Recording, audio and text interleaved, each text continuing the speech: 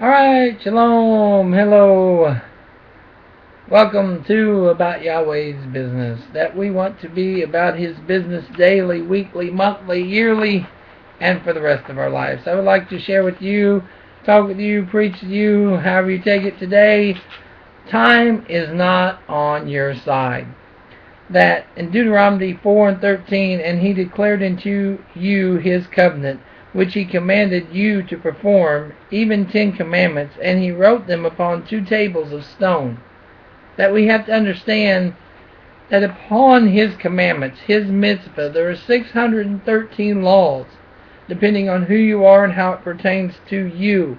Again, it comes to how you and Yahweh communicate, how you and Yahweh and who you are.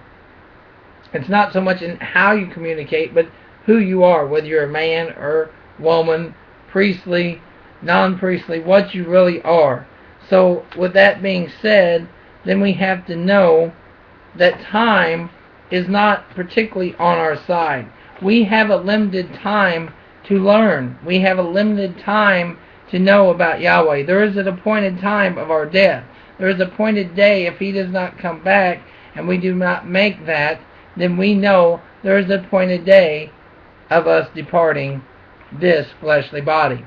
In Deuteronomy 2:20, that also was accounted a land of giants. Giants dwelt therein in old time, and the Amorites called them Zemans.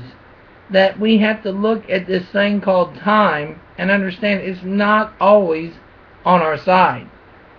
That you might think that I got so many years left, I got so much time left, but the more that we waste this time, the more that we're going to be held accountable for it. The more that, if we're not careful, we'll just let it slip away and slip away and slip away until the time is just null and void. We have no time left. In Deuteronomy 3:23, and I besought the Lord at that time, saying that we need to besought Yahweh now. We need to talk to Him now when He's listening, now when He's calling us. See, a lot of us think, well, we'll go to assembly or we'll hear His voice or we'll hear something and we don't pay attention. We don't listen to Him. And we think on our own time we will get back with Him. But that's not so. What we need to do is go to Him when He is there, when He is calling us, when He is wanting us there. Well, a lot of people say, well, He's always there. He's always going to be there. Not necessarily. If you'll read the scriptures, He will turn His back. He will laugh at our calamity. He will not always be drawn His Spirit into you. If you do so much and you just keep and keep and keep, then He will turn His back sometimes upon you. So a lot of people say, well, how come this one got in a wreck and there was nothing they could do? Sometimes there's a point in time when you've done all that you can do. You've done as much damage as He will let you do, I should say. So we have to understand that time, now is the time for us. Now is the time for us to come to Yahweh. In Deuteronomy 4:14, and the Lord commanded me at that time to teach you statutes and judgments, that ye might do them in the land whither ye go over to possess it. So we are supposed to be taught now, at this time. It's not, we'll learn it all when we get in heaven. We'll figure it out when we get to heaven. Some of these things we need to do now. We need to do today. We need to stop what we're doing. We need to stop worrying about the car that's broke, the house that's busted, the tire that's flat, that all these things, and stop and listen to Yahweh. Stop and say, what does Yeshua want from me this day? Now, all these things, always it says, don't worry about tomorrow. That there's evil enough in tomorrow. To not worry about tomorrow. Take care of today. Take care of this time now. This time today. Because if we wait and push it till tomorrow, there's going to be another flat tire. There's going to be another accident. There's going to be another boss don't like what you wrote. There's going to be another thing that's going to happen. And what we have to do is say, I'm going to repent now. I'm going to start now. I'm going to start believing now. And that's just the way it has to be. that everything else can wait because my very eternity depends on it. Going on from there, Deuteronomy 5:5, I stood between the Lord and you at that time to shew you the word of the Lord. For ye were afraid by reason of the fire, and went not up into the mount, saying. So, again, that Moshe stood there for the people, that the man of God stands there to tell you what God's saying. Because a lot of people will not listen to God.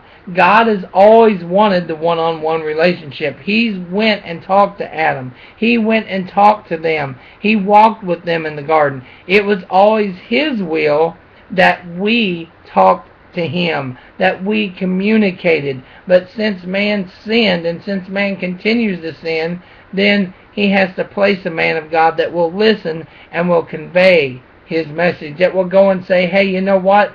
This is what needs to be done. This is how it needs to be done. And now is the time.